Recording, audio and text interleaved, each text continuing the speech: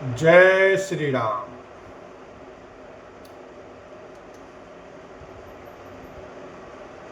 तुम रे भजन प्रभाव अघारी, जाने महिमा कछुक तुम्हारी। उमरि तरु विशाल तब माया, फल ब्रह्मांड अनेक निकाया। हे पापों का नाश करने वाले, मैं तो आप ही के भजन के प्रभाव से आपकी कुछ थोड़ी सी महिमा जानता हूँ। आपकी माया गूलर के विशाल वृक्ष के समान है, अनेकों ब्रह्मांडों के समूह ही जिसके फल हैं। जीव चराचर जंतु समाना, भीतर बसहि न जानहि आना। ते फल भाचक कठिन कराला, तब भय डरत सदा सो काला। चर और अचर जीव गूलर के फल के भीतर रहने वाले छोटे छोटे जंतुओं के समान उन ब्रह्मांड रूपी फलों के भीतर बसते हैं, और वे अपने उस छोटे से जगत के सिवा दूसरा कुछ नहीं जानते।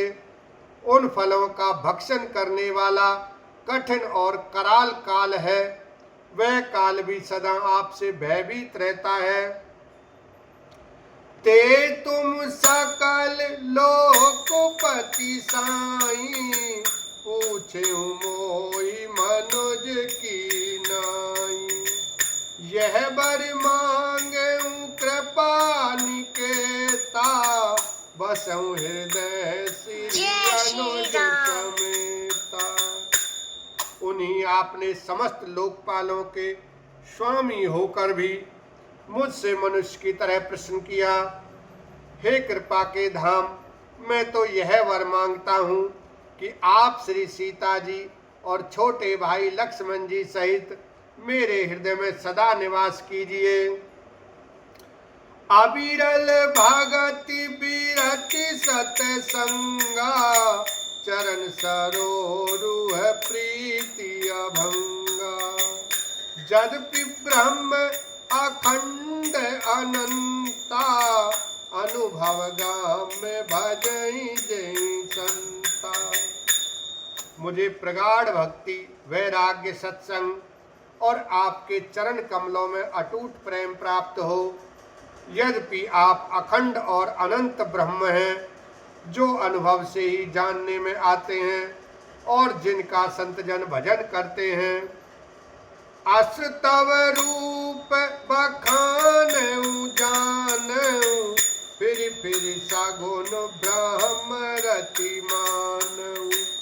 संतत दासन देहु बढ़ाई, ताते मोहि पूछेउ रघुराई।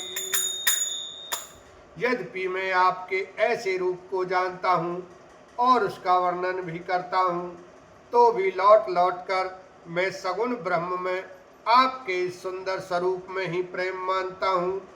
आप सेवकों को सदा ही बड़ाई दिया करते हैं, इसी से हे रघुनाथ जी, आपने मुझसे पूछा है प्रभु परम मनोहर ठाऊं, पावन पंचवटी तेहि नाऊं। दंडक बन पुनीत प्रभु करऊ, उग्र साप मुनिवर कर हरऊ। हे प्रभु, एक परम मनोहर और पवित्र स्थान है, उसका नाम पंचवटी है। हे प्रभु, आप दंडक वन को जहाँ पंचवटी है पवित्र कीजिए और श्रेष्ठ मुनि गौतम जी के कठोर साप को हर लीजिए।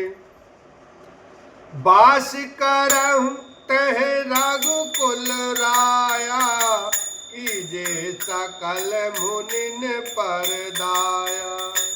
चले राम मुनि आय सुपाई, तुरतहि पंचवटी नियराई। हे रघुकुल के स्वामी, आप सब मुनियों पर दया करके वहीं निवास कीजिए।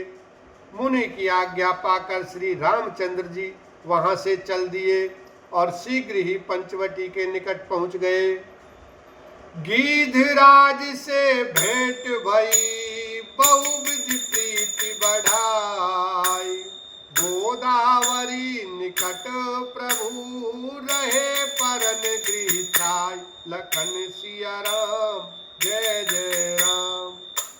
वहां गिरिधराज जटायु से भेंट की, उसके साथ बहुत प्रकार से प्रेम बढ़ाकर प्रभु श्री रामचंद्र जी गोदावरी जी के समीप पर्णकुटी छाकर रहने लगे।